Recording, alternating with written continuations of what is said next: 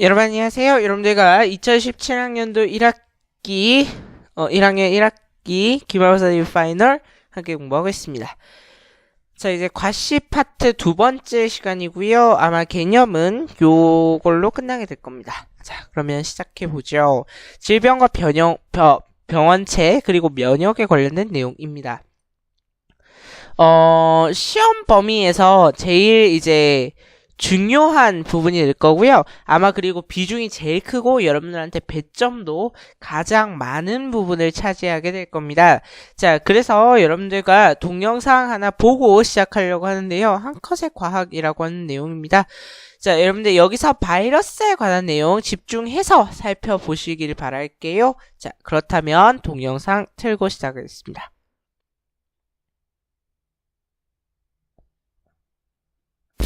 그리스어 판데믹, 모두를 뜻하는 판, 사람이라는 의미의 데믹. 이것은 바로 세계보건기구 전염병의 경보단계 중 최고 위험 등급인 6단계. 세계적으로 전염병이 대유행하는 상태를 말하는 것이지.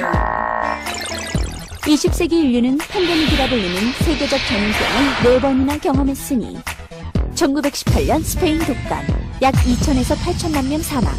1957년 아시아 독감, 약 100만에서 200만 명 사망. 1968년 홍콩 독감, 약 100만 명 사망. 이 모든 인류 역사상 최악의 전염병의 원인은 바로 10에서 1000나노미터 정도의 크기. 지구상에서 가장 작은 생명체. 막대나 공 모양의 아주 단순한 모습의 바이러스. 인류가 아직 그 정체를 정확히 파악하지 못한 무서운 바이러스들이 있으니 2003년 각 오리 야생 조류에게서 인간에게 감염되는 AI 바이러스 발견. 그리고 10년 뒤 2013년 중국에서 발견한 신종 조류 인플루엔자는 사람에게 더 전염되기 쉽고 치명적인 바이러스로 무섭게 변형 중. 100여 년 전 침팬지에게서 전해진 바이러스로 인간의 면역력을 떨어뜨려 수천만 명의 목숨을 빼앗은 후천성 면역 결핍증 에이즈를 일으킨 바이러스. 바로 인체 면역 결핍 바이러스 HIV.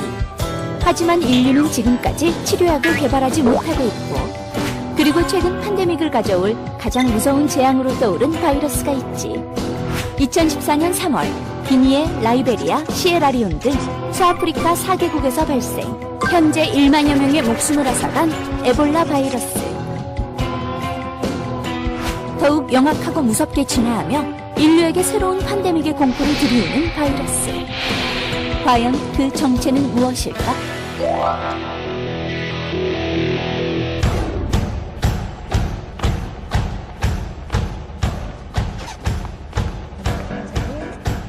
면역은 방패입니다. 나를 막아주는 방패죠. 그럼 창이 뭘까? 창 중에 가장 센 창을 보고 싶었습니다. 가장 센 창은 현재까지 바이러스입니다. 세상에서 가장 날카로운 창과 가장 훌륭한 방패를, 그들의 관계를 보고 싶어서 바이러스를 공부하기 시작했죠. 재밌어요.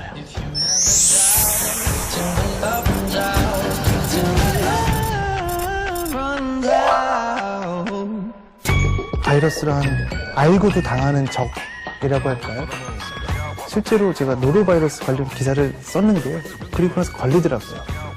머리로 아는 건 아무런 소용이 없습니다.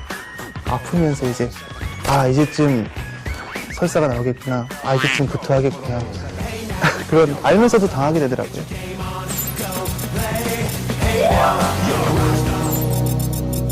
도대체 바이러스라는 게 뭔가요?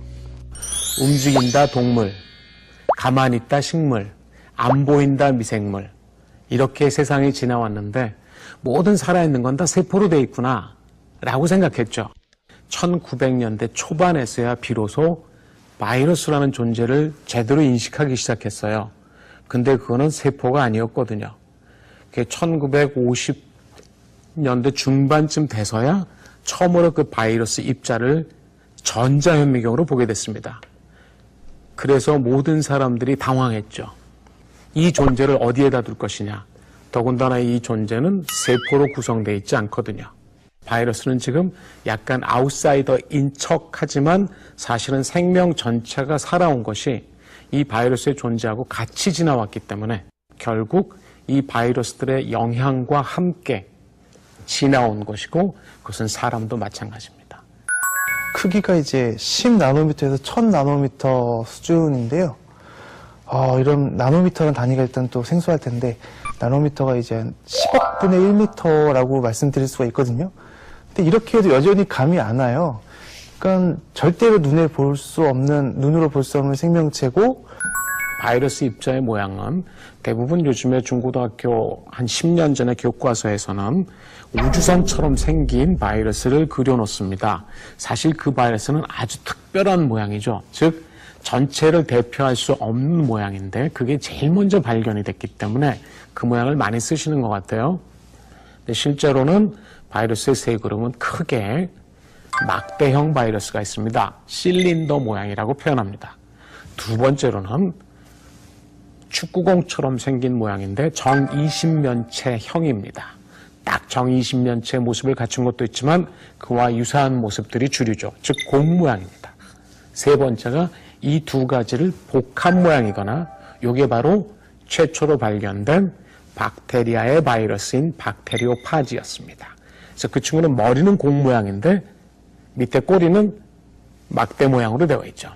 이런 복합형이거나 아니면 어느 쪽에도 해당되지 않아서 뭐라고 설명할 수 없는 모양이 있습니다. 그 중에 하나가 천연두 바이러스입니다. 우리들이 겪는 소아마비 바이러스, 이것은 대표적인 정이십면체형 바이러스입니다. 가끔 감기나 눈병을 일으키는 아데노바이러스도 정이십면체형의 대표주자라고 볼 수 있고 상당히 기하학적인 모양을 가지고 있죠. 최근에 이제 아프리카에서 유행하면서 좀 악명을 떨친 에볼라 바이러스 같은 경우에는 지렁이를 닮았습니다. 좀 원통형이라고 볼 수 있고요. 이렇게 모양이 단순한 이유는 이렇게 좀 대칭적인 구조를 하고 있어야 정말 아주 요만큼만의 설계도만으로도 이제 우리 흔히 컨트롤 CV라고 하잖아요. 이제 복사붙이기라면서 이제 구조를 만들 수 있기 때문에 그렇게 바이러스의 구조는 간단한 형태를 하고 있습니다.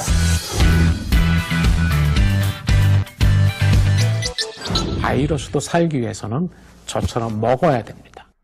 살아있는 생명체에 들어가서 그들이 일상시에 쓰고 있는 에너지들을 자기가 받아서 쓰는 것이고 심지어는 재료까지 얻어서 써서 자신들의 자식들을 만들어서 자손들을 만들어서 이제 더 이상 자원이 없다.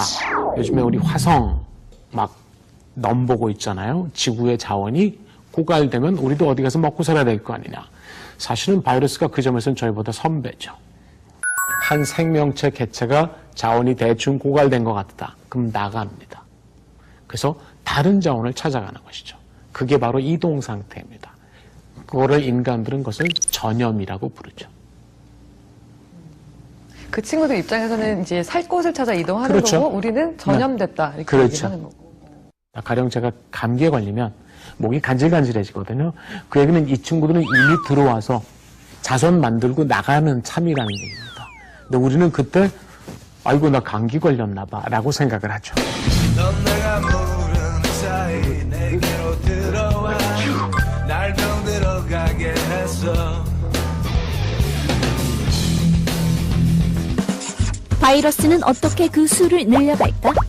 우리는 이것을 바이러스 증식이라고 말하지. 바이러스는 종류에 따라 조금 차이가 있지만 대개 다음과 같이 수를 늘려가. 자, 이 정도에서 바이러스에 대한 내용은 끊고요.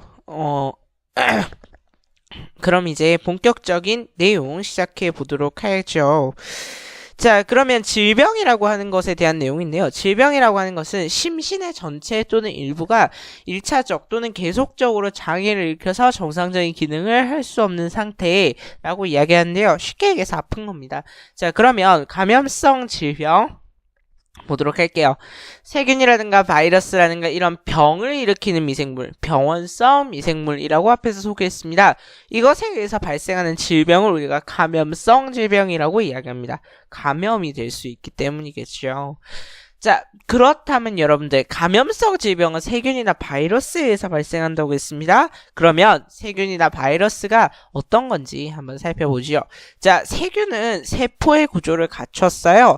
세포의 구조다, 세포의 구조가 아니다 라고 하는 거는 뭐냐면요. 제일 중요한 게 세포막입니다. 세포막이 있으면 세포의 구조라고 하고요. 세포막이 없으면 세포의 구조가 아니라고 이야기할 수 있어요. 근데 세포막이 있어요. 그러면 바이러스의 경우에는 그렇죠. 세포막이 없는 구조입니다. 자, 그렇다면 여러분들 한번 볼까요? 단세포, 하나의 세포로 이루어진 원핵 생물입니다. 원핵, 진핵의 구분은 핵막입니다. 그러니까 유전 물질인 DNA가 어떤 막 속에 쌓여 있느냐 아니면 세포질 내부에 그냥 그대로 있는가, 이걸 가지고 우리가 원핵 생물, 진핵 생물을 구분하거든요. 자, 그렇다면 유전 물질이 세포질에 분포한다. 요거 과학 B에서 중요한 내용이 되겠습니다. 자, 크게는 아마 수 마이크로미터 정도 크기. 그 다음에 광학현미경으로도 관찰이 가능해요. 광학현미경이란 얘기는요, 여러분들이 학교에서 볼 수 있는 현미경으로도 관찰이 가능합니다. 바이러스보다 크고요. 그 다음에 세균 여과기를 통과하지 못합니다. 그러니까 세균의 크기보다 작은 애만 통과할 수 있는 걸 세균 여과기라고 하는데요. 세균 여과기는 당연히 세균을 분리해내는 게 목적이니까 세균은 통과하지 못하겠죠. 그러면 바이러스는 통과할 수 있습니다. 그 다음 유전 물질이 있고요. 효소가 있어요. 그러면 이 말이 무슨 말이냐면요. 유전 물질이 있다는 얘기는 자기 복제가 가능하다는 얘기고요. 효소가 있다는 얘기는 생명체 내에서 물질 대사, 즉 이화작용과 동화작용이 일어날 수 있다는 거예요. 더 쉽게 얘기하면 물질의 합성과 분해가 가능하다는 얘기죠. 그래서 물질 대사를 하면서 증식하고요. 그 다음에 대장균, 결핵균, 폐렴균, 오타가 많죠. 탄저균, 파상풍균, 이런 것들은요 전부 세균에 의해서 발생하는 겁니다. 그러면 제일 중요한 거 두 개만 일단 먼저 외우세요. 결핵, 폐렴. 수능에서 가장 많이 나오는 게 결핵과 폐렴이야. 나머지는 잘은 안 나와요. 그냥 같이 붙어서 나오는 거예요. 그래서 대장균, 결핵균, 폐렴균, 탄저균, 파상풍균, 요 정도가 이제 세균에 의해서 발생하는 질병입니다. 됐나요? 그 다음에 여러분들 장티푸스도 마찬가지로 세균성 질병이에요. 됐죠? 그 다음 이제 바이러스로 넘어갈게요. 바이러스는요, 무생물적 특성과 생물적 특성을 함께 가지고 있어서 생물과 무생물의 중간형이에요. 자, 제가 좋아하는 바이러스에 대한 비유가 있는데요. 뭐냐면, 단백질 껍질 속에 둘러싸인 안 좋은 소식. 이 비유를 제가 참 좋아하는데요. 단백질 껍질 속에 둘러싸인 안 좋은 소식. 이게 바로 바이러스입니다. 그래서 얘를 생물이라 부르기도 그런데 무생물이라 하기도 좀 뭐 이런 거요. 그래서 단백질 껍질 속에요 핵산이 들어있는 정말 단순한 구조인데요. 얘가 어마무시하게 치명적이죠. 앞에 우리가 봤어요. 세균보다 크기가 작기 때문에 세균 여과기 통과할 수 있습니다. 자, 그래서 바이러스의 생물적 특징과 무생물적 특징이고요. 수능에 1번 아니면 2번에서 맨날 볼 수 있습니다. 수능에 1번 아니면 2번이 이 바이러스에 관련된 내용을 묻는다 라고 생각하시면 되겠고요. 가끔 1번, 2번이 아닌 경우도 있긴 합니다. 자, 그렇다면 갈게요. 생물적 특징과 무생물적 특징. 자, 일단 여러분들 먼저 무생물적 특징이 중요합니다. 생물적 특징도 중요하지만 물론 무생물적 특징이 중요해요.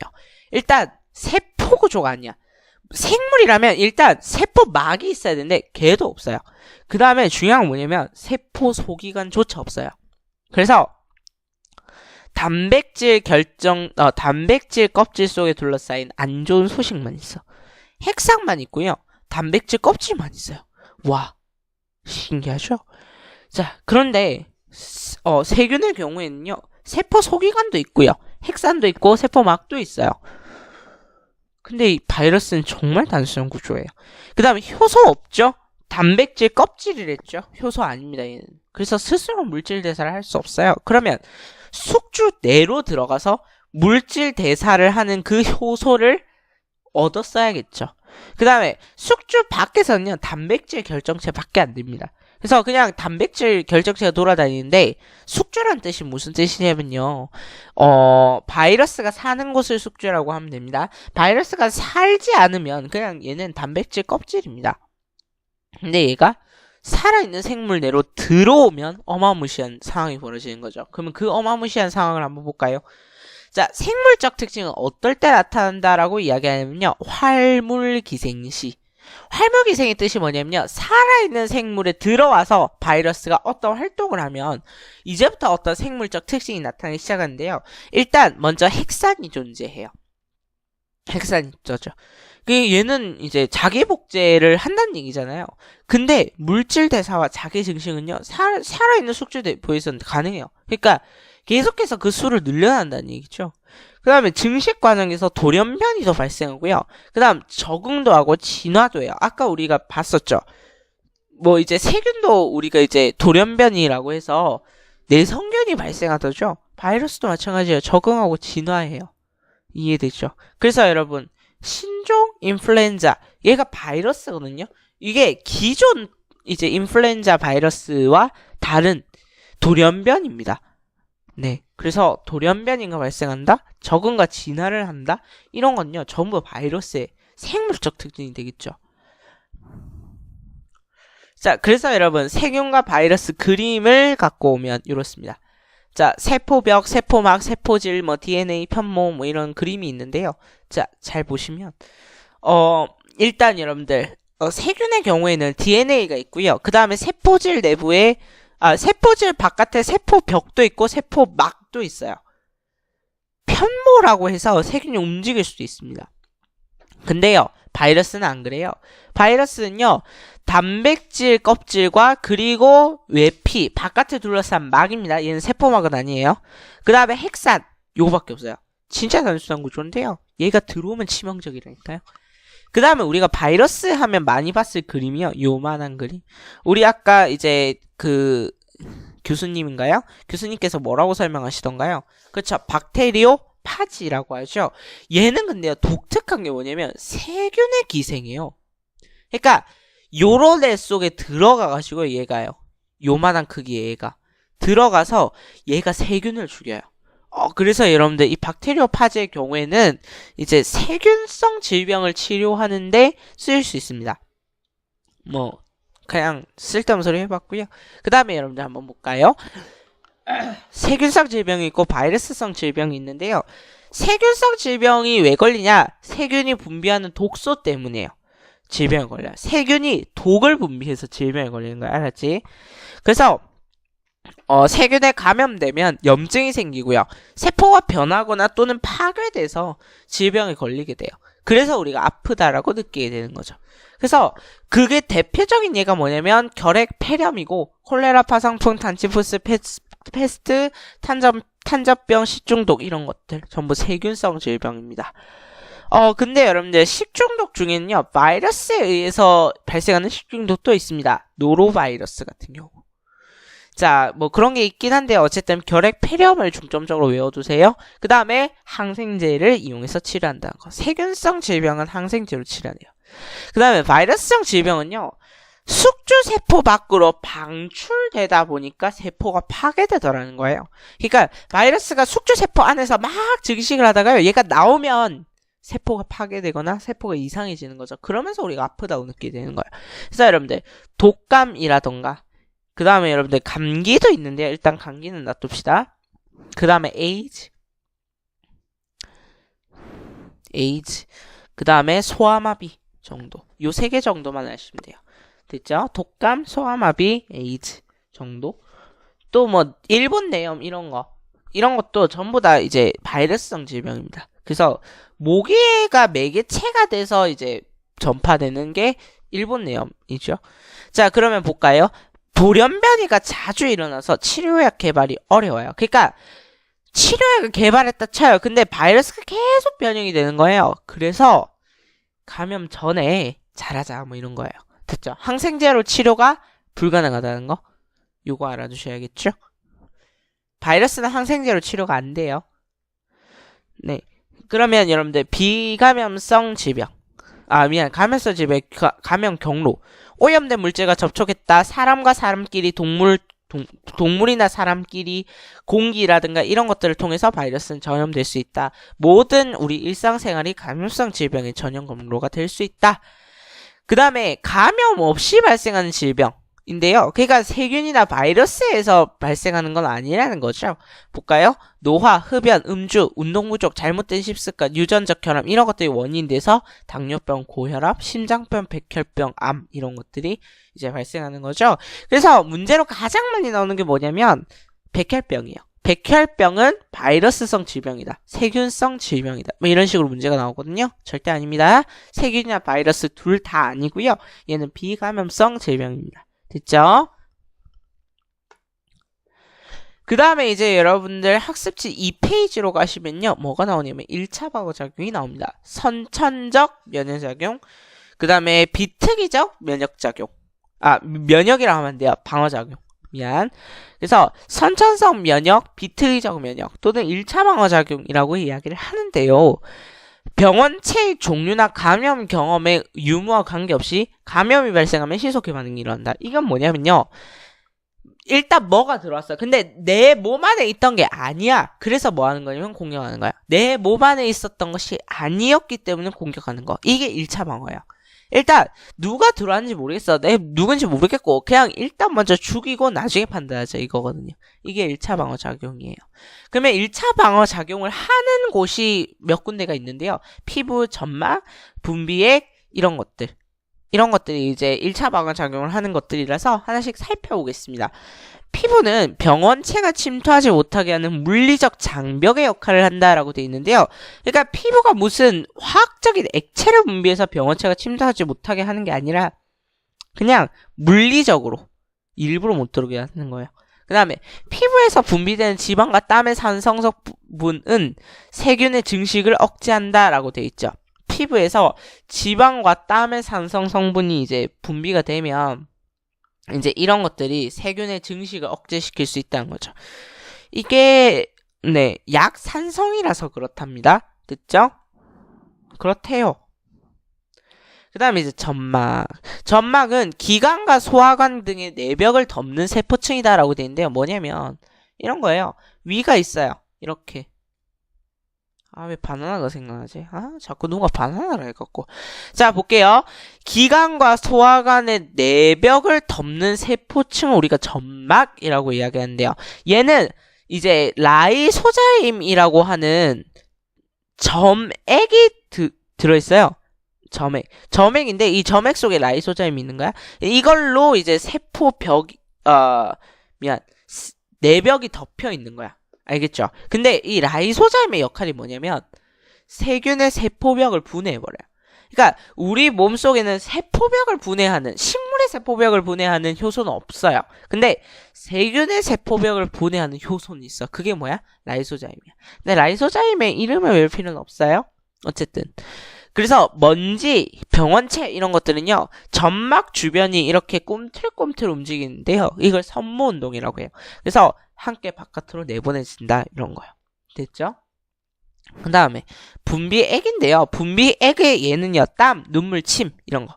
이런 것 속에서 라이소자임이 있어서 세균의 세포벽을 분해해요. 왜냐하면 우리가 음식을 먹는 과정에서 세균이 들어있을 수 있잖아. 맞지? 그러면 이게 침이라든가 땀이라든가 눈물 이런 걸로 세균의 세포벽이 분해될 수 있다는 얘기죠. 됐나요? 그 다음 이제 염증 반응과 식균 작용인데요. 요것 좀 잘 보시길 바랍니다. 염증 반응은 뭐냐면 피부나 점막이 손상됐어. 그래서 병원체가 들어와. 그러면 어떻게 하냐면 일단 막아야 돼. 이걸 염증 반응이라 하거든요. 그래서 뭐가 발생하냐면 열이 발생하고요. 부어오르고요. 붉어지고 통증이 나타나는 거예요. 자, 그러면 식균 작용이라고 하는 건 뭐냐면 염증 반응 안에서 일어나는 작용인데요. 대식세포와 같은 백혈구가 병원체를 아예 그냥 먹어서 분해시켜버리는 거예요. 식균 작용. 균을 먹는다는 뜻이죠. 자, 그래서 백혈구 안에 대식세포가 있는 거예요. 됐죠?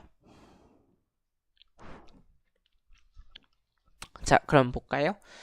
일단 여러분들 피부가 손상이 됐어요. 바늘로 찔렸어. 그러면 그 바늘 주변에 있던 세균이 체내로 들어와요. 맞죠?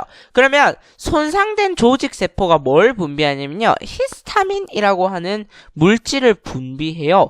자, 히스타민은 어디에 있냐면 비만세포라고 해서 비만과는 아무런 상관이 없습니다. 비만을 일으키는 원인이 아니라 그냥 비정상적으로 큰 세포인데요. 얘가 이제 뭘 분비하냐면 히스타민이라고 하는 물질을 분비해요. 근데 이 히스타민이 뭐에 유발한다고요? 가려움증을 유발해요.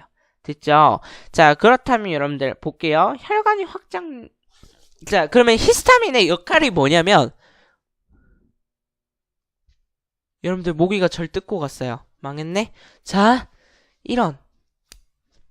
자, 이런. 내가 모기한테 뜯기다니, 눈앞에서. 자, 눈앞에서 뜯기면 제일 기분 나쁜데. 갈게요. 자, 그러면 이 히스타민이 뭘 하냐면요. 혈관을 확장시켜요. 그러면 혈관을 확장시키면 어떤 현상이 발생하냐면요. 혈관 속에는 여러분들 적혈구도 있고 백혈구도 있고 혈소판도 있잖아요. 그러면 이 백혈구가 히스타민 때문에 이렇게 끌려와요. 이렇게 상처가 있는 쪽으로. 그래서 이걸 무슨 표현을 쓰냐면요. 투과성이 증가했다라는 표현을 쓰기도 하고 혈관이 확장되었다라는 표현을 쓰기도 하거든요. 투과성이 증가되었다는 얘기를 쉽게 바꾸면 이렇게 되는 거예요. 그러니까 혈액이 쉽게 왔다 갔다 한다고. 그 얘기야. 알았지? 그래서 혈액 속에 있는 물질이 쉽게 왔다 갔다 한다가 투과성이 높다. 그 다음에 혈관이 확장되었다. 혈관이 커졌다라는 거예요. 그러면 이 백혈구가 뭘 하냐면 식균 작용을 해요. 백혈구가 으이 이러면서 병원체를 다 먹어버려요. 그래서 이 병원체를 아예 소화시켜 버리는 거죠. 됐나요? 소화되었다는 표현은 안 쓸게요. 어쨌든 분해해버리는 거죠. 세균을 안에서. 요게 염증 반응입니다. 그 염증 반응 안에 우리가 식균작용으로 염증, 그 병원체를 제거하는 과정도 있었죠. 자, 1차 방어작용이 쉽습니다. 2차 방어작용이 중요한데요. 후천적 면역이고 특이적 면역이요. 1차 방어작용은 뭔 놈인지 모르니까 다 팬다인데 2차 방어는 뭔 놈인지 알지만 뭔 놈인지 미안해요. 뭔 놈인지 아니까 걔만 팬다는 거예요. 이해되죠? 뭔 놈인지 알았으니까 걔를 패겠다는 거거든. 그게 2차 방어예요. 그래서 특정 항원을 인식한다는 표현이 있는데요. 항원은 뭐냐면 체내에서 면역 반응을 일으키는 원인 물질. 그러니까 내 몸이 아니어서 우리가 우리 체내에서 공격하려고 드는 거. 그게 항원이에요. 세균 바이러스 쉽게 얘기해서. 됐죠? 그래서 백혈구 안에는요, 여러분들 대식세포도 있지만 또 뭐가 있냐면요. 일단 여러분들 백혈구 중에서 골수에서 생성되는 면역작용을 하는 애가 있어요. 이게 뭐냐면 림프구예요. 림프구. 근데 골수에서 생성돼서 사이머스가 뭐냐면 가슴샘에서 이제 성숙되면 이걸 무슨 림프구라 부르냐면 T 림프구라 부르고요. 골수에서 생성돼서 보온이니까 골수죠. 골수에서 성숙하면 이걸 B 림프구라 불러요. 그래서 T 림프구도 있고 B 림프구도 있는 거예요. 이해되나요? 그래서 여러분들 2차 방어작용 한번 보겠습니다. 항원, 체내에서 면역 반응을 일으키는 원인 물질을 항원이라고요. 그 다음에 항체는 누가 분비해요? 일단 1번 B림프구에서 2번 형제세포가 분비합니다. 여러분들 B림프구도 나중에 배울 건데요. B림프구는 두 종류가 있습니다. 기억세포가 있고요. 형제세포가 있어요. 이 중에서 형제세포가 분비하는 게 항체예요. 잘 생각하세요. B림프구는요. 기억세포와 형제세포로 기능이 나뉘는데요. 형제세포에서 항체가 분비된다고. 이해돼? 그러면 이 항체가 무슨 역할을 하냐면요. 항원과 결합해서 항원을 무력화시켜버려요. 이 말이 무슨 말이냐면 잘 봐요. 자, 예를 들어서 요런 형태의 항원이 있다라고 칩시다. 요런 형태의 항원이 있어요. 그러면 얘를 무력화시키는 방법은 뭐냐면요. 얘가 세포 속으로 안 들어오게 만드는 거거든요. 그럼 어떻게 하냐면 요런 식으로 있잖아요. 요런 식으로 여러분들 항체를 생성해요. 그러면 여러분들 요렇게 해서 항체가 얘네들끼리 이렇게 결합해서 뭐가 되면? 떡이 되면 얘네는 이제 아무런 활동을 못하는 거야. 이게 바로 항체의 역할입니다. 항원과 결합해서 항원이 아무 짓도 못하게 무력화시켜버리는 거야. 그게 바로 항체인데요. 그러면 항원 항체 반응의 특이성 얘가 중요한데 특정 항체는 특정 항원밖에 결합하지 못합니다. 즉 하나의 항체는요. 하나의 항원밖에 결합하지 못해요. 한 종류의 학원과밖에 결합하지 못해요. 됐죠? 한 종류의 학원밖에 결합 못합니다. 그래서 여러분들 2차 방어예요. 왜냐하면 항체는 아는 놈만, 즉 그 항체에 맞는 항원만 무력화시킬 수 있기 때문에 아는 놈만 팰 수 있는 거예요. 그래서 2차 방어예요. 됐죠? 그럼 봐봐요. 이렇게 되는 거죠. 항원 A가 있는데 무슨 뭐 종 같아요. 어쨌든 뭐 이렇게 해서 결합하죠. 결합하면 무력화되는 건데 얘는 결합하지 못해요. 그래서 항체 A는 항원 A만 죽일 수 있는 거죠. 무력화시킬 수 있는 거죠. 맞죠? 그 다음 세포성 면역인데요. 여러분들 어차피 이렇게 해봤자 모를 것이므로 미안해요. 자, 그림을 넣었어야 되는데 여러분들 3페이지에 있는 그 순서도 있죠. 그거를 넣어왔었어야 되는데 미안해요. 자, 그러면 그리면 되지 뭐. 자, 그릴게요. 자, 우리가 이제 골수에서 무언가 생성이 되어왔죠. 골수에서 이제 림프구들이 생성이 되는데 골수에서 생성이 되는데 가슴샘에서 성숙한 애를 뭐라 부른다 했죠? 가슴샘에서 성숙되면 다이머스에서 성숙한다 해서 T림프구. 이제 T림프구는 앞으로 T라고 쓸 거예요. 근데 골수에서 성숙되면 골수는 모운, 그래서 B림프구. 됐죠? 자, 그러면 이 T림프구와 B림프구의 역할이 중요한데요. 일단 항원이 1차 침입을 했어. 처음으로 들어왔어. 됐죠? 항원이 처음으로 들어왔는데, 자, 항원이 처음으로 들어와서 이제 세포 속으로 들어옵니다. 세포 속으로 들어오면요, 어떻게 되냐면 세포가 자랑질을 해요. 이 항원을 먹고 나서 이거를 이렇게 내보내요. 그러니까 항원이 이렇게 생긴 놈이면 이거를 먹어버리고 이거를 바깥쪽에 내보내요. 이거를 바깥쪽에 내보내요. 나 이런 거 먹었다 자랑질을 해요. 이걸 뭐라고 하냐면 항원제시예요. 항원제시. 항원제시. 자, 그러면 이걸 항원제시라 해요. 그러면 이걸 할 수 있는 놈이 누구냐면 대식세포예요. 대식세포. 그래서 대식세포가 병원체를 삼키고 나서 이걸 분해한 다음에 자랑질을 해요. 나 이런 거 먹었다. 그러면 누가 이제 칭찬을 해주는데요. 걔가 누구냐면 보조티 림프구예요. 보조티가 있고요. 세포 독성 T가 있어요. 세포 독성 T. 보조티는요. 어시스트 T예요. 어시스턴트 T거든요. 근데 세포 독성 T는요. 여러분들 말이 어려워서 그렇지 영어로 하면 쉽습니다. 킬러 T입니다. 킬러. 그럼 봐봐요. 보조티가 뭐라고 하냐면요. 잘했어. 그래서 이걸 누구한테 가냐면요. 세포 독성 T한테 가요. 얘가 뭐냐면 일종의 사령관이에요. 사령관한테 가서 아니요, 대식세포가요. 이런 거 먹었대요. 이러면서 막 한단 말이에요. 그러면 세포 독성 T가 딱 가봐요. 딱 가면서 뭐라고 하냐면 이런 거 왜 처먹었어? 라고 이야기한단 말이에요. 그래서 이런 거 왜 처먹었어? 이러고 얘를 죽여버려요. 됐죠? 이게 세포성 면역입니다. 됐죠? 자, 세포성 면역 다시 뭐라고요? 일단 대식세포가 병원체를 삼켰어. 그러고 나서 자랑질을 해. 요걸 항원 제시라 했어요. 근데 이 항원 제시를 하고 나면 보조티가 어이구 잘했어 이러고 누구한테 가요? 사령관 세포 독성 T 킬러 T한테 가요. 근데 킬러 T가 딱 이제 대식세포를 보고 뭐라 한다고요? 이런 거 왜 처먹었어? 라고 하면서 뭘 한다고요? 세포를 죽여요. 그래서 킬러 T예요. 죽여요. 얘는. 그래서 병원체에 감염된 세포를 죽인다. 얘가 그래서 세포성 면역이에요. 왜 세포성 면역이라고요? 세포를 죽이니까. 이해돼요? 네. 그러면 이제 체액성 면역에 대해서 배울 건데요. 체액, 혈액 그 속에서 할 수 있는 면역. 됐죠? 자, 그러면 체액성 면역은요. 여러분들 1차 면역과 2차 면역으로 나뉘게 되는데요. 우리 잠시 B림프구 이야기를 좀 빠져먹었어. 맞지? B림프구. 항원이 1차 침입했을 때 상황입니다. 항원이 1차 침입했을 때 세포성 면역도 일어나고요. 체액성 면역도 일어나요. 그렇게 보시면 돼요. 자, B림프구가요. 보조티의 도움을 받아서 이제 B림프구가 기능을 나눠요. 그러니까 똑같은 B림프구인데 얘가 기능을 나눠. 무슨 기능과 무슨 기능으로 나뉘냐면 기억과 형질의 기능으로 나뉘어요. 됐죠? 지금 1차 침입한 상황입니다. 됐죠? 그러니까 병원체가 침입해야 비림프군은 활성화가 돼요. 그렇지 않으면 비림프군은 활성화될 수 없어. 보조티의 도움을 받아야 돼. 이해돼요? 자, 그러면 기억과 형질로 나누는데요. 형질세포는 다시 항체를 만들어요.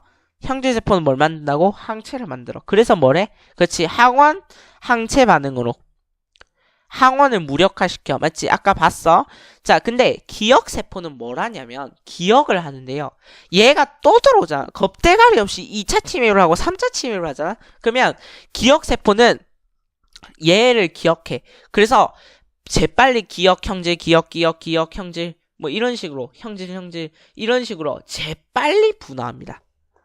기억세포가 비림프구였기 때문에 가능한 얘기야. 그래서 기억, 형질, 형질 뭐 이런 식으로 분화해요. 다시 막 분열을 해. 그래서 다시 이 형질세포가 항체를 분비해서 재빨리 제거합니다. 이게 바로 뭐냐면 2차 면역이에요. 자, 그럼 볼까요? 1차 면역, 항원의 1차 침입 시 1차 면역이 일어나요. 자, 다시 우리 지금 뭐 배우고 있어? 2차 방어 배우고 있어. 2차 방어는 특정 항원만 제거할 수 있는 방어작용을 2차 방어라고 해.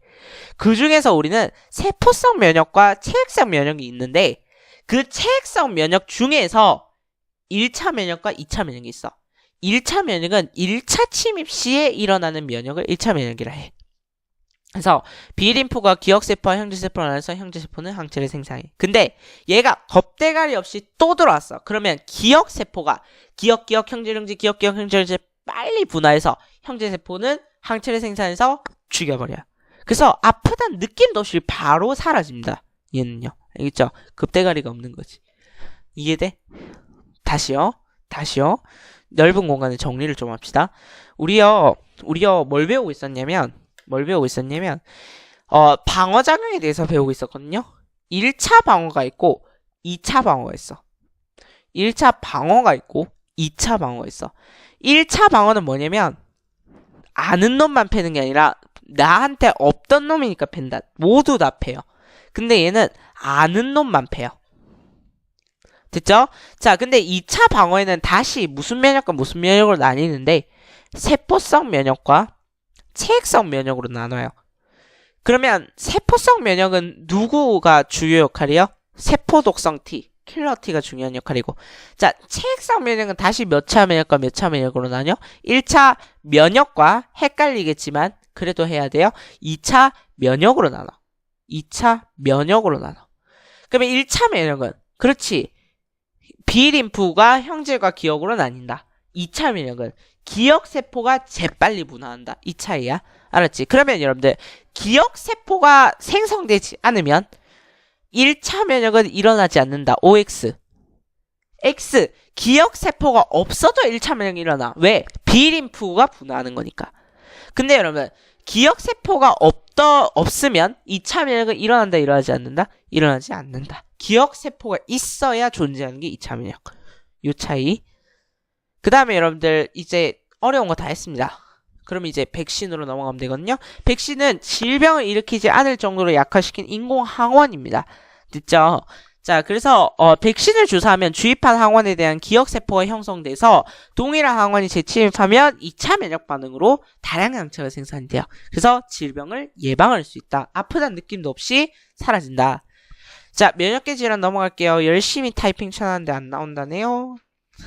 하하하. 자, 항원 침입 시, 항체 생성량의 변화. 자, 요 그래프가요, 수능에서 거의 매번 출제됐어요. 요 그래프와 관련된 내용이 수능에서 매번 출제된다고요? 그럼 한번 볼까요? 자, 그림은 항원 A와 항원 B가 체내에 침입했을 때 시간에 따라 체내에서 생성되는 항체의 농도 변화를 나타내는 것이다 라고 돼 있죠. 자, 지금 그래프에서 가구간 뭐가 일어나지 않아? 그치, 1차 면역 반응이 일어나지 않아. 왜 그럴까요? 이거는 여러분들 1차 방어가 일어나고 있는 시기입니다. 왜냐하면 항체가 생성되기 위해서는요, 여러분들 어떤 과정을 거쳐야 되냐면 얘가 어떤 모양으로 생겼는지 어떻게 해야 사라질 수 있는지에 대한 연구가 필요해요. 그 연구라고 생각하시면 돼요. 이 동안 여러분들이 좀 많이 아픈 거예요. 됐죠? 그러면 이제 1차 면역 반응 시작됩니다. 항체의 농도는요, 그냥 개수라고 생각하시면 될 것 같아요. 항체의 농도가 점점 높아져. 그러면 1차 면역이 일어났다는 소리야. 항체의 농도가 커지세요. 그러면 이제부터 2차 방어가 시작된다는 소리죠. 맞죠? 2차 방어에 1차 면역이 일어나고 있는 거야. 그러면 여러분들 나아 구간 요 표현을 이해하셔야 돼요. 요 표현을 이해하셔야 돼요. 항체 생산 속도가 느리고 항체의 농도가 낮다. 자, 이거는 뭔 소리냐면 나 구간을 지났을 때 요 소리야. 나 구간이라고 표현이 돼 있지만 사실 나 구간을 지났을 때예요. 됐죠? 지났을 때. 그래서 항체 생산 속도가 점점 느려지고요. 그 다음에 항체 농도도 낮아져요. 그래서 이때는 어떨 때냐면 이제 B림프가 대부분 형제 세포로 분화돼서 항체 A를 생산하고 일부는 기억 세포로 남아서 되는 거죠. 그럼 이제 다 구간에서 본격적으로 항체 A의 농도가 줄어들죠. 맞죠? 항체의 농도가 줄어들어. 그래서 뭐가 제거된 상태야? 항원이 제거된 상태예요.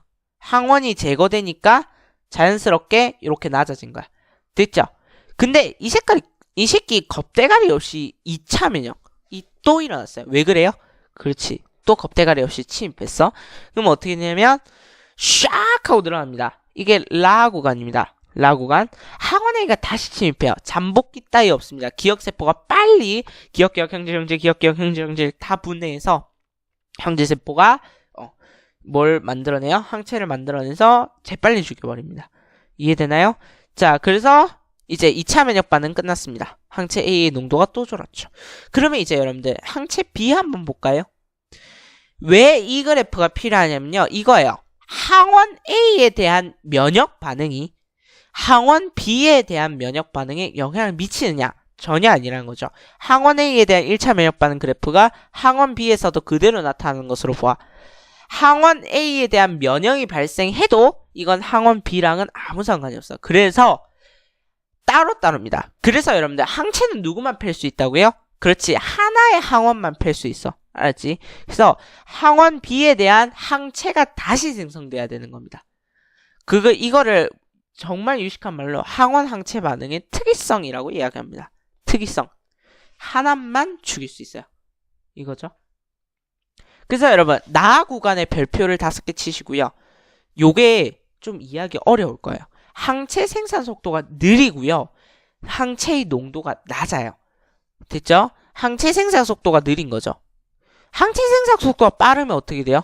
요렇게 그래프가 그려져야 돼요. 잘 연구해 보세요. 근데 항체 생산 속도가 점점점 느려지니까 요렇게 되는 거예요. 이해되죠? 네. 자, 그러면 가볼게요. 뭐 이런 내용입니다. 잠복기가 있는 이유. B 림프가 바로 형질로 분화하는 게 아니라 보조 T 림프구의 도움을 받아야 되기 때문에. 자, 요건데요. 요거 어디에 있냐면 여러분들 잠깐만 풀고 갑시다. 학습지 2페이지 문제.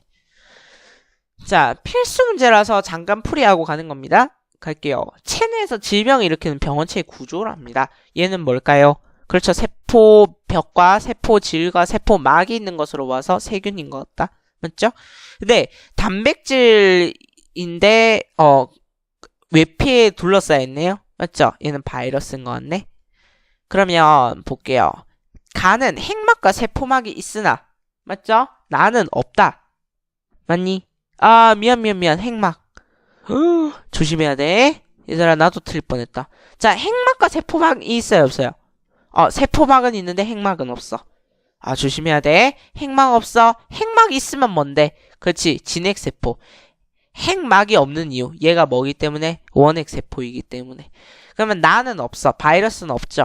네, 그래서 기억번 틀렸어. 간은 독자적인 생물체지만 나는 아니다. 맞는 얘기죠. 간은 뭐가 있기 때문에, 세균은 뭐가 있기 때문에, 그렇죠. 세포 소기관이 있고, 단백질이 있기 때문에, 물질 대사를 할 수 있어요. 근데 나는 아니죠. 독자적인 생물체라 보기 힘듭니다. 간은 유전과 돌연변이가 일어나지만 나는 일어나지 않는다. 요게 맞는 표현, 요게 틀린 표현. 디귿번 틀렸어요. 왜? 나도 유전 일어나고요. 유전이라기보다는 유전이라기보다는 자기증식이라고 하는 표현이 더 적절하긴 한데 어쨌든 그런 유전 물질이 있죠. 그리고 핵산이라고 하는 그 다음에 돌연변이가 일어나요. 왜요? 적응과 진화 맞죠? 그래서 나도 일어난다 라고 하는 거 됐습니까? 자, 그래서 답 몇 번? 2번 넘어갈게요. 11번 감염성 질병에 대한 설명입니다. 자, 독감과 장티푸스는 세균성 질병이다. 일단 여러분들 장티푸스 모른다 치고 독감은 그치 바이러스라니까 독감은 바이러스예요. 장티푸스는 세균 맞습니다. 그래서 기억번 틀렸고요. 결핵은 항생제를 사용해서 치료 가능하다. 이런 식으로 물어봐요. 그러면 항생제를 사용해서 치료 가능하다는 얘기는 무슨 성 질병? 세균성 질병. 그러면 결핵은 세균성 질병이니 네, 결핵 폐렴 외우라 했죠? 노화와 유전적 결함이 복합적으로 작용한다. 아, 이거 비감염성 질병에 대한 설명이죠. 디귿번 틀렸네요. 답 2번 하셔야겠네요. 그 다음 면역의 종류가 다른 하나는 물어봤습니다. 갈게요. 눈물 속의 라이소자임은 세균을 파괴한다. 1차 방어 맞죠? 눈물 속의 라이소자임 분비액이야.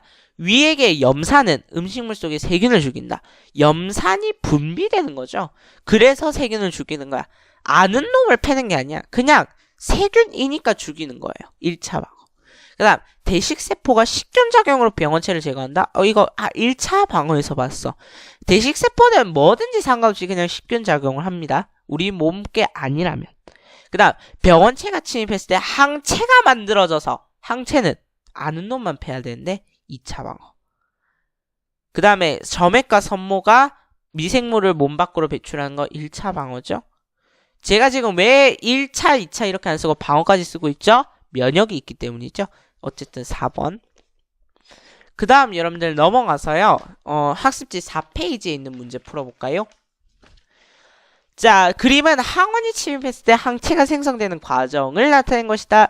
세균이 침입하면 여러 가지 비림프구 중 세균의 항원에 맞는 비림프구가 항원과 결합하고 이 비림프구는 가와 나로 분화한다.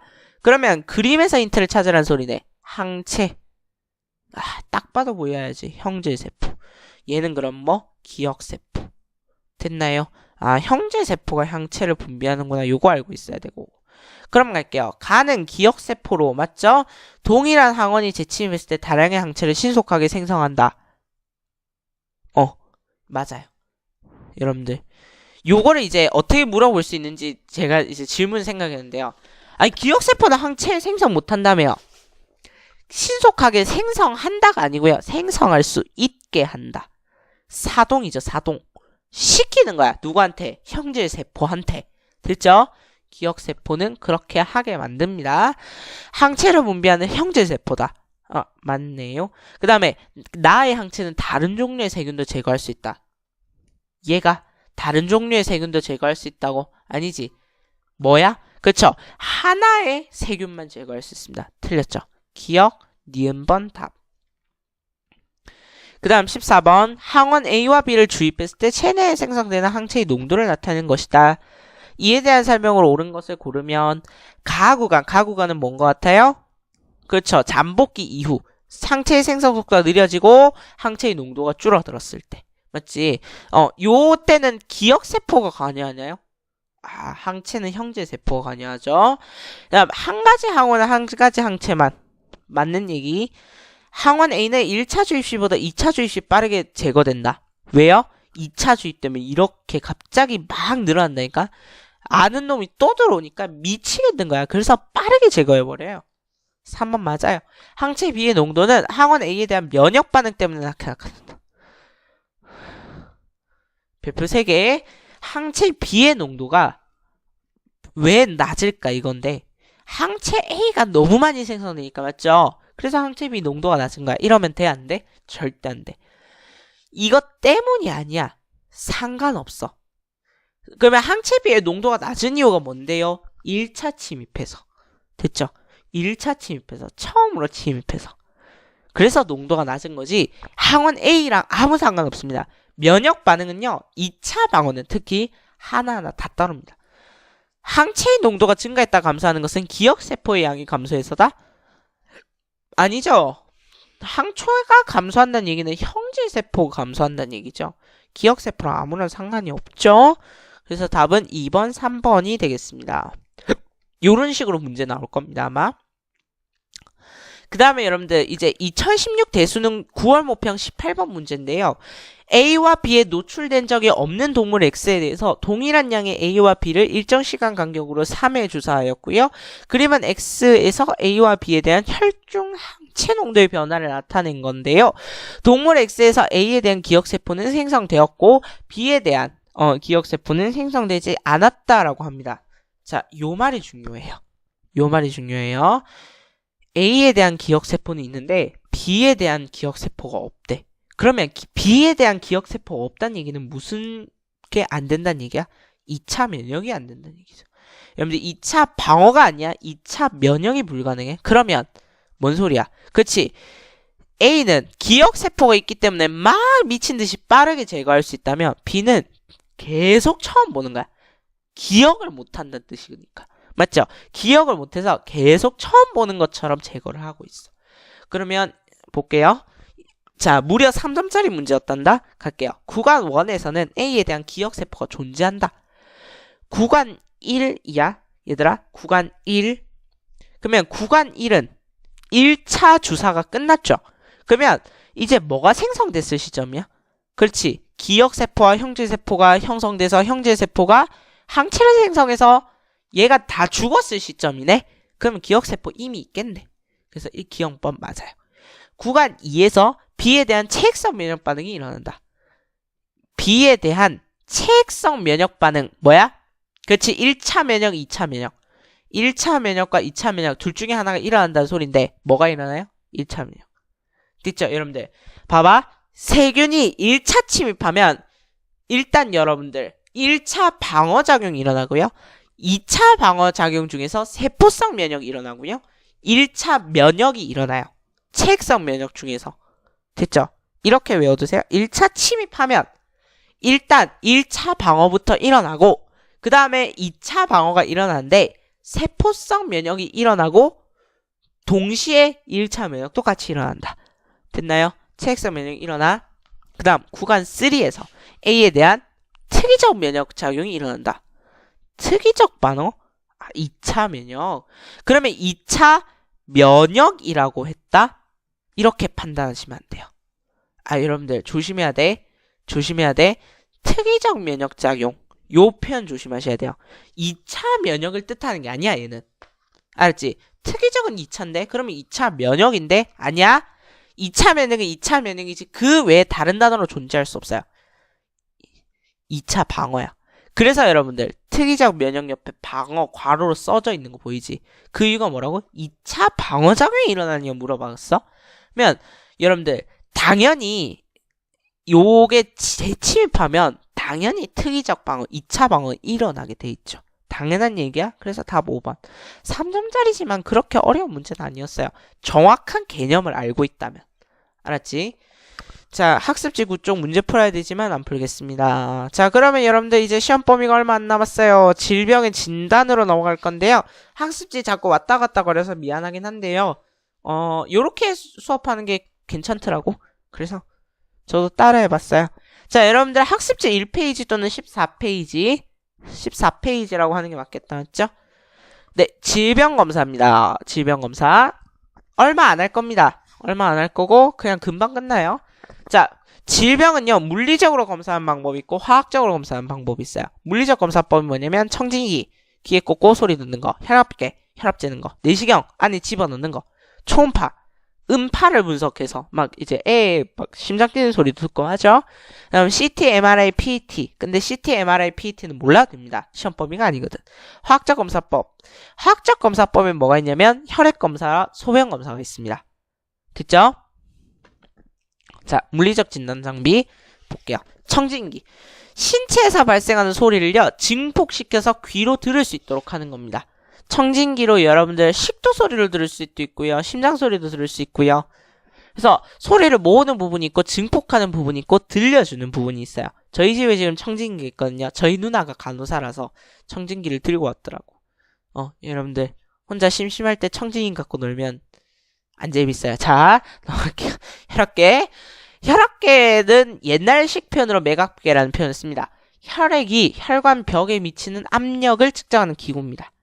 맥압은요, 맥압계라고 하는 이유가 뭐냐면 좌심실이 수축할 때의 혈압과 이완할 때의 혈압의 차이를 맥압이라고 합니다. 혈압이 무슨 뜻이라고요? 혈액이 혈관 벽에 미친 압력. 이걸 혈압이라고 한다. 알았지? 혈액이 혈관 벽에 미친 압력이랬어. 그 다음에 공기를 넣어서 부풀리는 기구가 있어요. 여러분들 혈압계 기구 측정해봤죠? 뭐 있어요? 그렇죠. 압박대가 있어요. 그 다음에 공기를 불어넣는 펌프가 있고요. 그 다음에 압력을 측정하는 기기가 있죠. 그게 혈압계예요. 그 다음 압박대가 팔에 가는 압력에 따라 변화되는 혈관음을 청진기로 들으면서 혈압을 측정하는 게 원래 혈압계입니다. 원래 혈압계요. 지금도 쓰고 있대요. 누님 말로는 혈관음이라는 거 보겠습니다. 자, 압박대가 공기가 빵빵하게 되면요. 팔이 어떻게 되면 눌려요. 이런 식으로. 압박대가 이렇게 공기 2층으로 막 눌러버리기 때문에요. 혈관이 이런 식으로 짜그러져요. 그럼 어떻게 되냐면 혈관이 잘 지나가다가 좁은 틈을 지나다 보니까 많은 양의 혈액이 좁은 틈을 지나게 되다 보니까 어떤 소리가 나게 되는데요. 그게 혈관음이라고 합니다. 그걸 가지고 혈압계를 측정하는 거래. 혈압을 측정하는 거래. 알았지? 그럼 작동 원리 한번 보자. 압박대의 압력을 높이게 되면 동맥이 눌려서 혈액이 흐르지 못하게 된대. 아예 흐르지 못한답니다. 혈관음이 들리지 않아. 근데 서서히 제거하면 조금씩 혈액이 흐르기 시작하면서 혈관음이 들려. 그러면 압박대의 압력이 완전히 제거되면 이제 혈관음이 사라져. 왜? 좁은 틈을 지나면서 나는 소리가 없거든. 그러면 이때 측정하고 이때 측정해서 혈관음을 갖고 우리가 이제 최고 혈압, 최저 혈압을 판단하는 거거든. 그럼 볼게요. 자, 요런 식의 그림입니다. 알겠죠? 요런 식의 그림이에요. 그럼 넘어가서 자, 여러분들 요 그래프를 여러분들이 해석할 수 있어야 되는데요. 요 그래프를 해석할 수 있어야 돼요. 자, 잘 봐. 압박대의 압력이 있고요. 그 다음에 혈관에 이제 혈압이 있습니다. 혈압은 요런 식인데요. 요 식의 그래프가 어떻게 해서 생성된 거냐면 일단 압박대의 압력이 이렇게 됩니다. 그러니까 여러분들 이 그래프가 한 번에 나타나니까 여러분들이 그냥 이제 그런갑다 하시는데 아니에요. 일단 압박대의 압력을 먼저 그래프에 나타냅니다. 그리고 나서 자, 처음에 혈관음이 들렸을 때의 소리 있죠. 그때의 혈압, 그때의 압박대의 압력 있죠. 혈관음이 처음 들었을 때 압박대의 압력을 우리는 최고 혈압이라 합니다. 그래서 이게 최고 혈압이구나를 느낍니다. 그리고 혈관음 소리가 계속 나다가 마지막으로 혈관음이 들렸을 때의 압력이 있습니다. 이걸 최저혈압이라고 합니다. 그래서 최고랑 최저를 연결해서 이렇게 그래프를 그리는 겁니다. 됐죠? 알았죠? 요 그래프는 나중에 생긴 거야. 알았지? 요 그래프는 나중에 생긴다. 그래서 압박대의 압력과 처음으로 혈관음이 나는 소리. 요 때가 최고 압력. 마지막으로 혈관음이 들렸을 때가 최저혈압. 됐지? 또는 최고혈압은 수축기 혈압. 최저혈압은 이완기 혈압이라고도 얘기해요. 됐죠? 네, 그래서 여러분들 최고혈압과 최저혈압 정도는 찾을 수 있어야 돼요. 자, 최고혈압. 처음 혈관음이 들렸을 때 140까지가 정상 범위. 최저혈압은 90 미만이 정상 범위. 최고혈압이 140 이상이거나 최저혈압이 90 이상이면 고혈압. 어린이보다 성인이 혈압이 더 높고 정상 체중보다 비만이 더 혈압이 높아요. 그 다음 이제 내시경. 자, 내시경은 여러분들 뭐 많이 들어봐서 알 거라 생각하고요. 간단히 하고 넘어갈게요. 렌즈가 설치된 가늘고 긴 관이 있는데요. 이걸 체내에 삽입하면 장기 내부를 직접 관찰할 수 있습니다. 그래서 위나든가 대장 이런 것들을 볼 때 사용하고요. 일반적으로 소화기를 볼 때 사용을 합니다. 관절 내부로 내시경을 집어넣어서 이제 손상 정도를 진단을 하고요. 그래서 구조가 어떻게 되냐면 렌즈 부분 화상 정보를 받아들인다. 광섬유 다발, 빛을 전달한다. 그리고 빛을 영상으로 전환해주는 모니터. 이렇게 구성되어 있다. 원리는 전반사인데 일단 제가 무슨 그림을 그려놨긴 했는데요. 필요 없어요. 빛이 굴절률이 큰 매질에서 작은 매질로 전환할 때 입사각이 인계각보다 크면 굴절하지 않고 전부 반사되는 현상. 그러니까 내시경이 거울 같은 원리예요. 거울 같은 원리. 거울은 아니야. 거울은 아닌데 거울 같은 원리예요. 그냥 그 정도 이해합시다, 우리.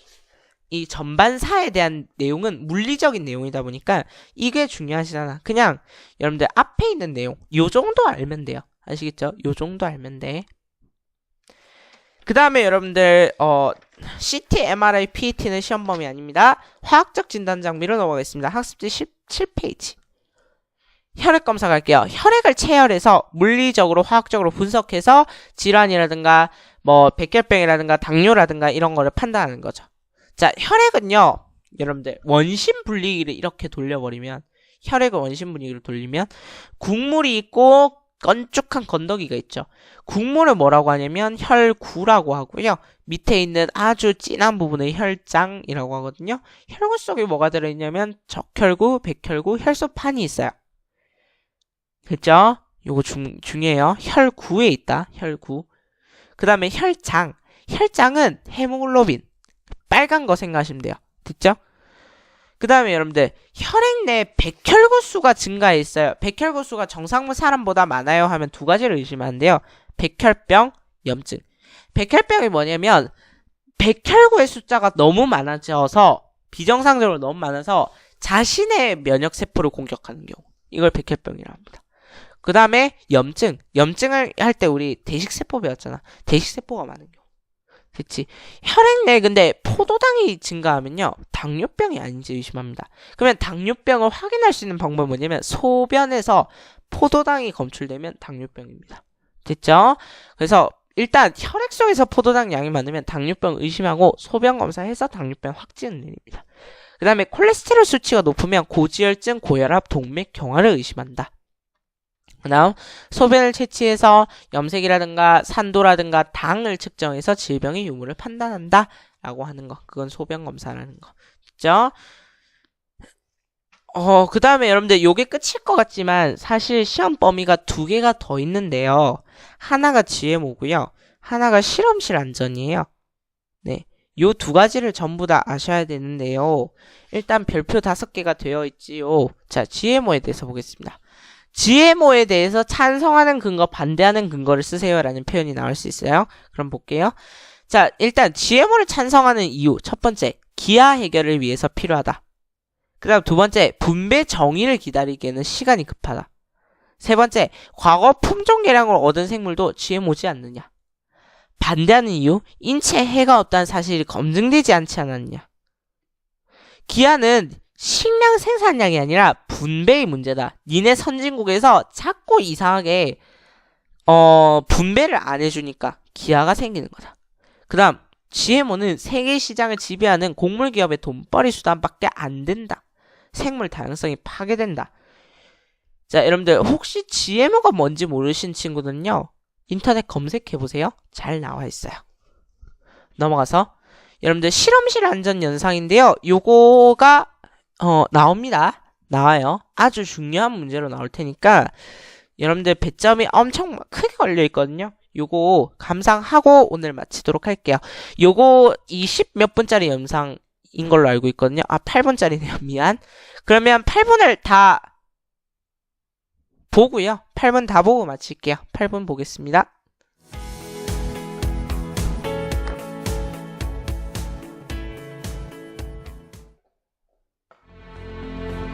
가장 안전해야 할 학교에서 끊임없이 일어나는 위험천만한 사고들. 우리 학생들의 소중한 생명을 지키기 위해 안전지킴이가 나섰다. 학교안전 엑스파일, 나는 내가 과학실에서 한 일을 알고 있다.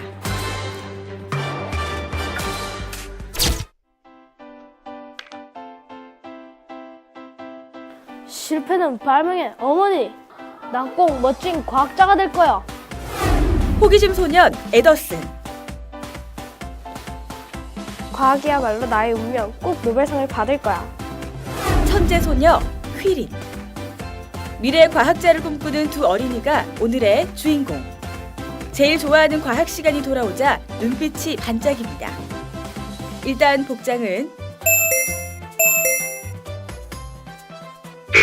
불합격! 안전복과 안전장구 착용뿐 아니라 샌들과 같이 발가락이 나오는 신발을 신지 않는 것도 잊지 마세요. 두 학생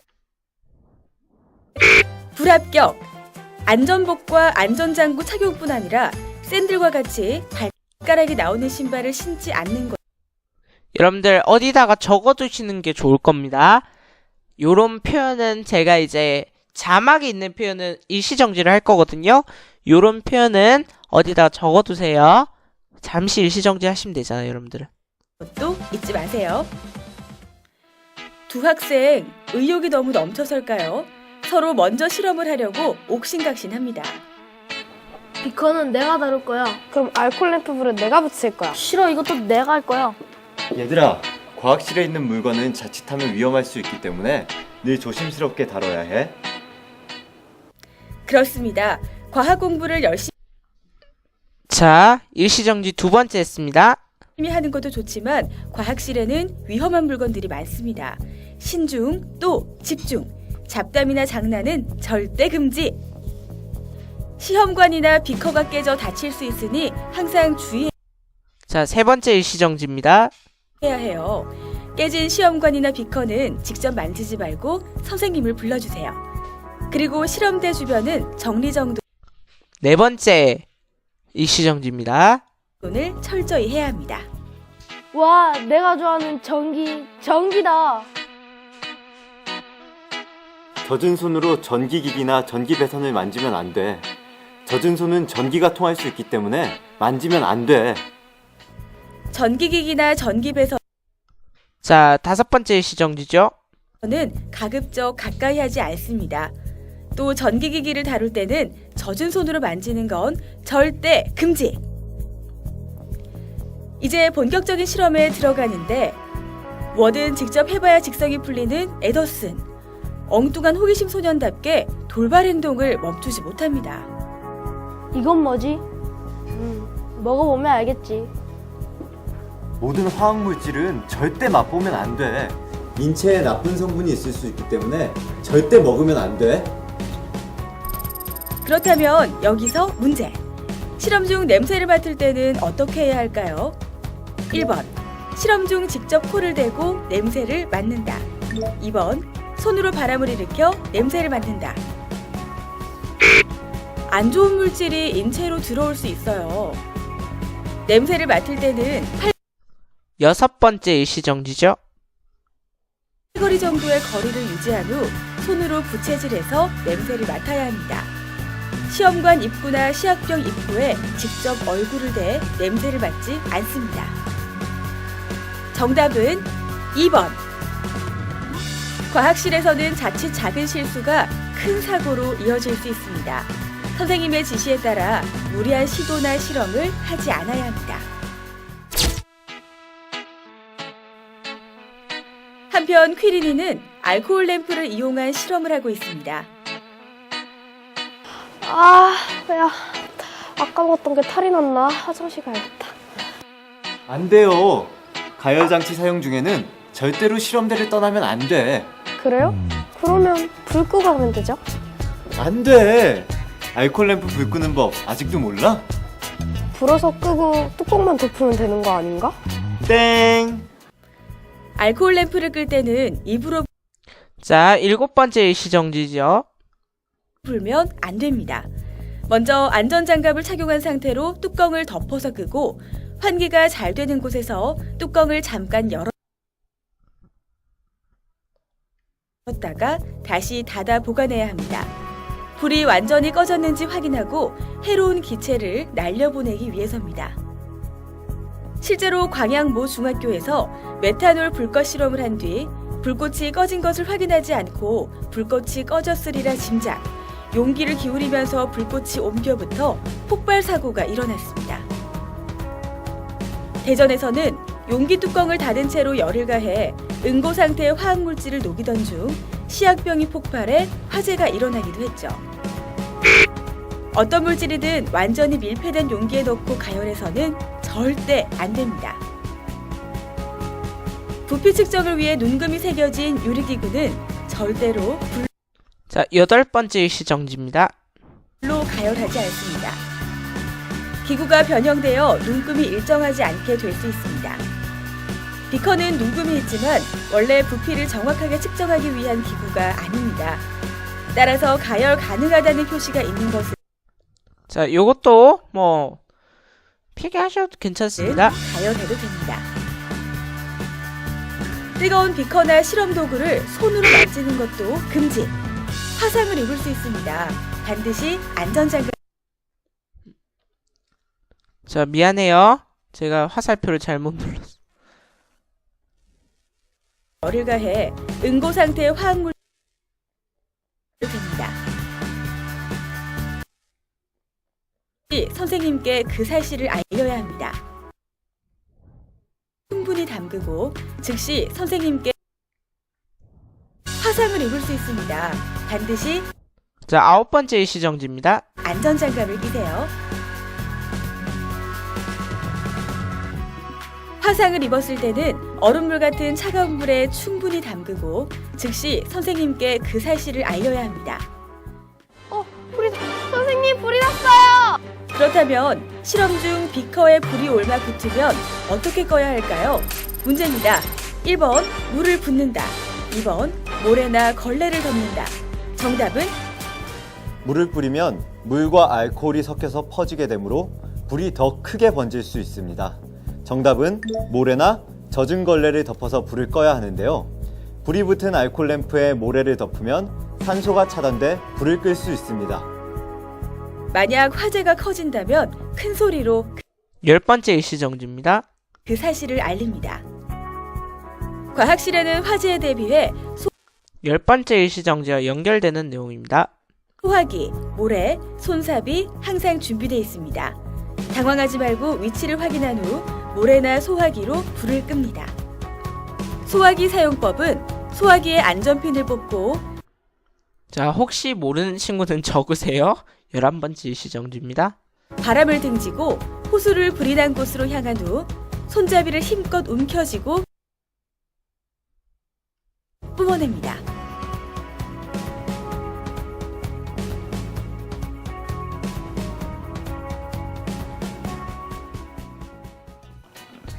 여러분이 좋아하는 과학 시간이 즐거운 시간이 되기 위해서는 앞에서 알아본 몇 가지 주의사항을 잘 지켜주어야 합니다.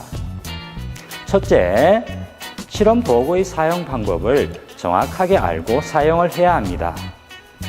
둘째, 화학약품을 사용할 때는 함부로 맛을 보거나 만지거나 해서는 안 됩니다.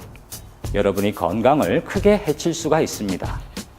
셋째, 불을 사용할 때는 특히 주의해야 합니다. 주위에 타는 물질을 두어서는 안 되겠고, 모래나 젖은 수건, 소화기 등을 항상 준비하여 사고에 대비해야 하겠습니다. 이렇게 몇 가지 주의사항만 잘 지켜준다면 여러분은 신나고 즐거운 과학 실험을 할 수 있을 것입니다. 에더슨과 퀴린이 세상을 바꾸는 위대한 과학자가 되는 그날까지 안전이의 안전사랑은 계속됩니다. 자, 뒤에 정리해주는 내용이 있어서요. 요것만 마스크, 정리하시고요. 장갑 등 각각 실험에 필요한 복장이나 안전기구를 반드시 착용합니다.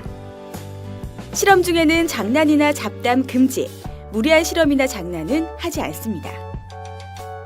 위험한 물건이 많은 과학실, 실험대 주변은 정리정돈을 철저히 합니다. 모든 실험기구의 사용과 관리는 선생님의 지시에 따라 안전하게 사용합니다. 실험 중 화상을 입었을 경우에는 즉시 수돗물로 씻은 후 선생님에게 그 사실을 알립니다. 화재에 대비해 과학실 내 소화기 등 안전장치의 위치와 사용법을 미리 익혀둡니다.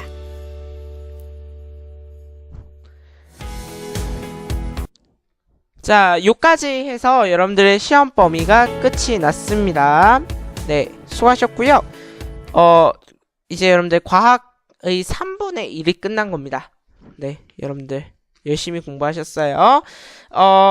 요렇게 해서 과 C 파트 시험 범위 총정리는 여기까지입니다. 수고하셨습니다.